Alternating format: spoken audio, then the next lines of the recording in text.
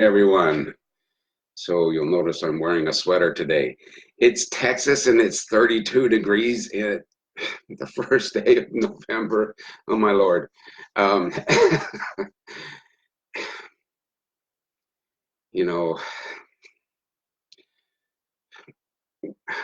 we've been talking about creating, a new life, a new dream, going for good morning. Good morning, Maddie. Interesting that your name actually showed up this morning. I'm not sure what you did differently to have that happen, but make a note of it so that I can figure that out for the next time. Anyway, um, so we've been talking about creating your dream and the things that stop you and stuff like that. I want you to look at um, some of the habits that oh boy, there's a whole bunch of hearts. I love this. Thank you. Thank you. Anyway, look at the habits uh, that are unconscious stuff that you keep repeating that keep you stuck in your old paradigms. Uh, and it's hard to admit them sometimes. It's like I'll be looking at something online or something like that. Oh, I can't afford that. That's an automatic response to a request. And in the back of my mind, I know that is a statement that limits me. When I say that, but it's out of my mouth before I even notice. Oh, I got to stop saying that stuff. I've got to stop having that automatic response, having that automatic response to situations, to circumstances. Um, you know, I don't have time to do that. We all have the same amount of time, and having time to do something is just a matter of shifting your priorities. So, um, you know, up until now, my priorities were to do this, that, and the other thing, which took up a lot of my day. Now, now, some of the things that I neglect to do, such as read through my emails, I get probably 150 emails a day. And so I try to spend at least 15 minutes in the morning perusing them just to see if there's anything that I really need to pay attention to, like, oh, you have a bill coming due, or or somebody's responded to something that you've asked them, and you need to get back to them about their response. What happens to me is I start reading through my emails and I look at something. Oh, that's interesting. I want to follow up on that. And so I click, I go online and I start researching and reading. And all of a sudden, my emails have not been looked at, and it's 20 minutes have gone by.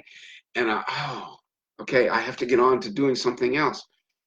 So, the whole distraction stuff is part of my old patterns. It's part of my old habits that I need to keep monitoring. So, when I see something that I need to follow up on or I want to research in my emails, the thing to do is to say, okay, I'm going to click on that. I'm going to open up the website, and then I'm going to put that as a favorite or watch later, because you can do that on most, on most internet interfaces, so that you don't distract yourself from your purpose. That happens to me a lot. And what happens then, of course, at the end of the day, is when I reflect back on what I did and what I accomplished, and I go through my list of things that I was supposed to do today, I only got half of them done, or sometimes not even that much. And And some of that is because I've gotten distracted, I've let myself get distracted. And I have to keep tabs on those distractions. And so like it goes back to noticing what you're noticing. And I'm noticing that instead of saying I don't have time for that, or instead of saying I don't have the money for that, or I can't afford that, that's not true. I can afford whatever I put my heart to, or whatever, you know, whatever I shift my intention to.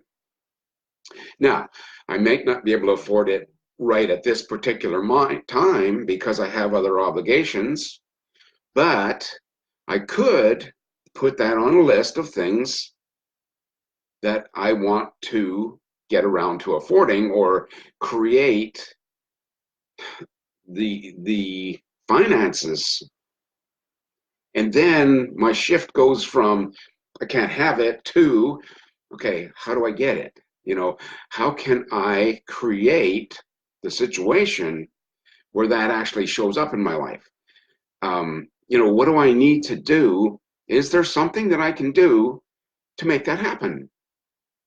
When you start asking those questions, when you start asking the questions of, okay, so if I want to spend more time reading the things that I've purchased to read, I probably have, as a matter of fact, I do. I have 2 drawers full of books that I've purchased that I know I want to read because they'll be important for me to have an understanding of them, so that I can do more of, creating my websites, making them more attractive, that kind of thing.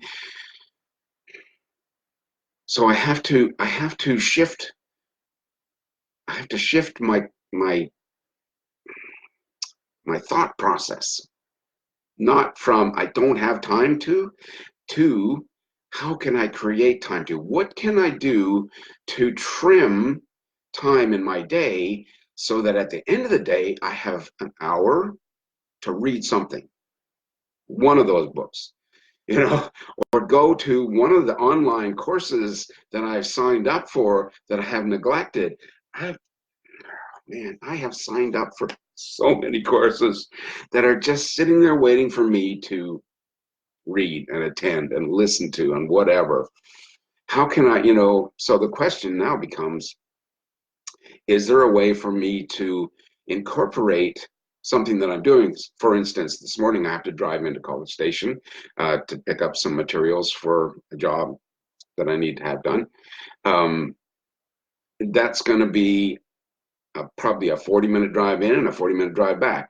Is there a way that while I'm doing that driving, that I can have my phone in my headphones on and be listening to one of those programs that I purchased? So it's just a matter of, again, what are your priorities? Get out of, I have a priority of going online and looking at this website because it's fun to look at. So in that 20 minutes that I'm doing that, could I be doing something that's more constructive, or that is more important to me to get accomplished? Is there something that I do that's just habitual, that I can trade for something that I prefer to be doing, or something that's more constructive to the outcome of this dream that I am anticipating showing up in my life? Okay. So just have a look at what those little habits are. And they seem insignificant, when somebody says, oh, we're going on this vacation, we're going to Jamaica. A lot of my friends go to Jamaica. They go to Hedo. Why don't you come with us, or why don't you, spend a couple of days down there? And I go, I can't afford that. That's silly. I could afford it. It really isn't that expensive. You can get trips like that for, if you plan and kind of work things around a little bit, you can get them for under $1,000. And it's just that I have things that I would prefer to do with that $1,000. So if I state I can't afford it, then the universe says, okay, you can't afford it. If I state that I would prefer to spend the money on this, then the universe goes, okay, you have the money, let's spend it on that. You get where I'm going? We instruct the universe with every thought and every statement.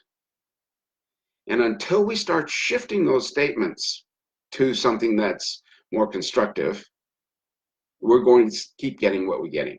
We're going to get more of the same, and that's not what we want, right? We want to grow, we want to change, we want to get better, we want to have more, we want to be able to enjoy more time and money freedom. So let's examine, how we're creating this limit of time and money,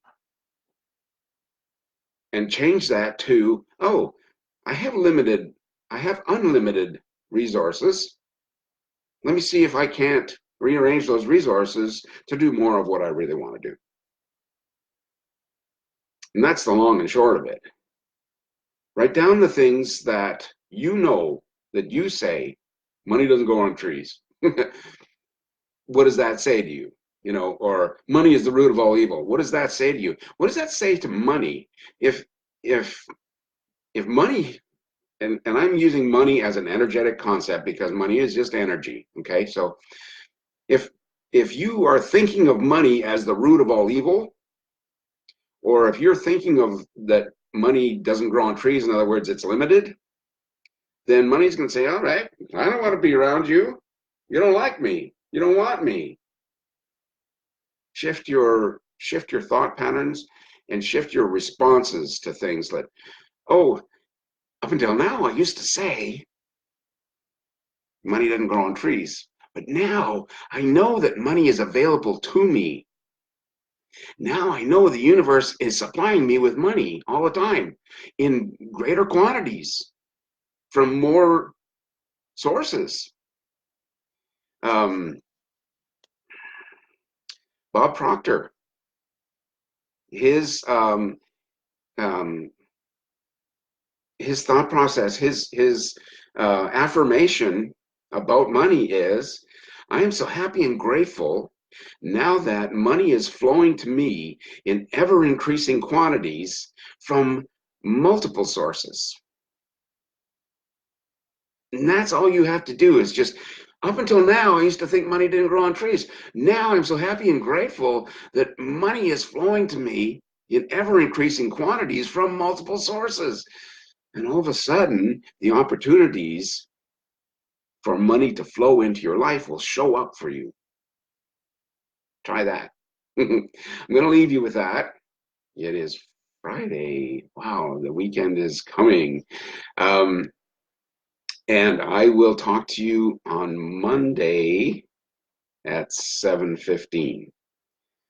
Thanks for joining. Thank you for all the hearts and the thumbs up. I love it. And you guys have a wonderful weekend. I'll talk to you in the next week.